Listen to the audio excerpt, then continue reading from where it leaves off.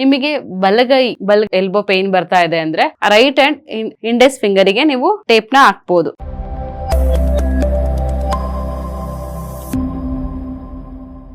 ನಮಸ್ತೆ.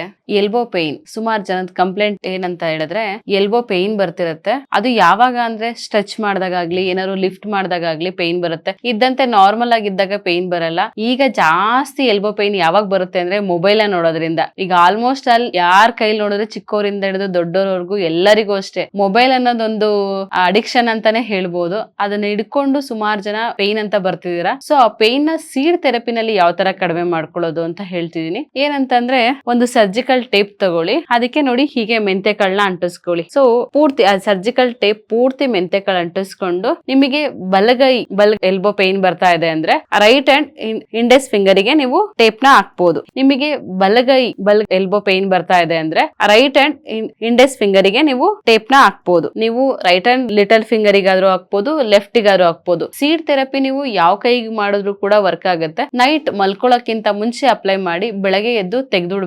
ಮತ್ತೆ ಇನ್ನೊಂದ್ ಏನಂತಂದ್ರೆ ಒಂದ್ಸತಿ ನೀವು ಯೂಸ್ ಮಾಡಿರ್ತೀರಲ್ಲ ಸೀಡ್, ಆ ಸೀಡ್ ನ ಮತ್ತೆ ಯೂಸ್ ಮಾಡಬಾರ್ದು. ಅದನ್ನ ಡಸ್ಟ್ಬಿನ್ ಗೆ ಹಾಕಿ ಮತ್ತೆ ಬೆಳಗ್ಗೆ ನೀವು ನೈಟ್ ಹಾಕ್ತೀರಾ ಅಂದಾಗ ಆ ಸೀಡ್ ಬೇರೆದ್ ಯೂಸ್ ಮಾಡ್ಬೇಕು. ಇದನ್ನ ಡೈಲಿ ನೈಟ್ ಅಪ್ಲೈ ಮಾಡಿ 1 ವೀಕ್ ಅಪ್ಲೈ ಮಾಡಿ. ನಿಮ್ಮ ಆ ಎಲ್ಬೋ ಪೇನ್ ಎಷ್ಟು ಚೆನ್ನಾಗಿ ರಿಡ್ಯೂಸ್ ಆಗುತ್ತೆ ಅಂತ ಅಬ್ಸರ್ವ್ ಮಾಡಿ. Thank you.